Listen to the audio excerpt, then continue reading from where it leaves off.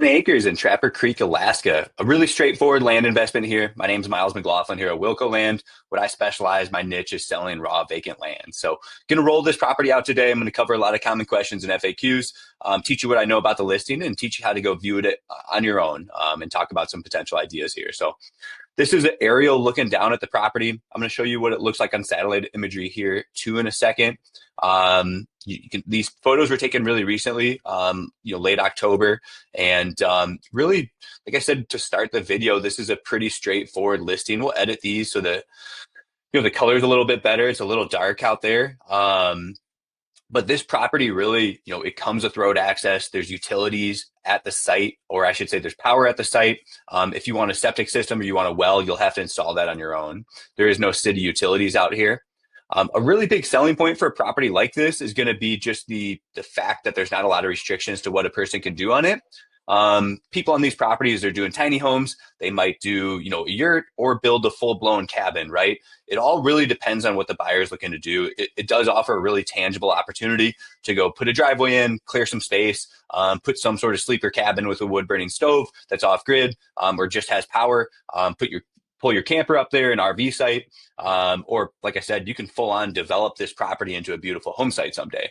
So there is a lot of opportunity with a 10-acre tract like this. You might even get some street views down here on the road. Looks like we're not getting any street views down there, but this does a really good job of showing you it's all high ground. There's really no wetlands with this property. Let's see if we've got any wetlands profiles here, but this area is known for recreation. It's a really cool part of Alaska. There's going to be a lot of public access for hunting and fishing nearby. Some cool Airbnbs out here and lodges too. So just wanted to talk about that. There are no floodplains on this property, so we're sitting really well with a piece of land like this. You should have no issue installing a septic system. You should have no issue installing a well. My recommendation is contact local septic and well companies. They're going to be a good resource to talk to about it. But like I said, this is as cut as dry as it gets. It's a flat property. You can see people have some nice spreads out here. The neighbor's got a cabin and a shop, it looks like. Maybe it's just something you put a pole barn up there, or a barn dominium or a shop, right? So there's not going to be a lot of restrictions to what the county or the borough allows you to do. There is an airport out here in Talkeetna. You can see there's a landing strip. There's more bush. Over 50% of the population in Alaska has a plane or is a bush pilot, right? So this is really important to have this landing strip nearby. And like I said, you're really close to the river here. Tons of public recreation and access nearby. You've got Denali panorama views out here.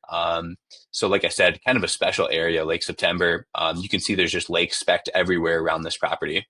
Mount McKinley, not too far away. So people are getting views of that nearby. So again, this is Trapper Creek. You can even drop down on satellite imagery and see what it looks like down here in Trapper Creek, right?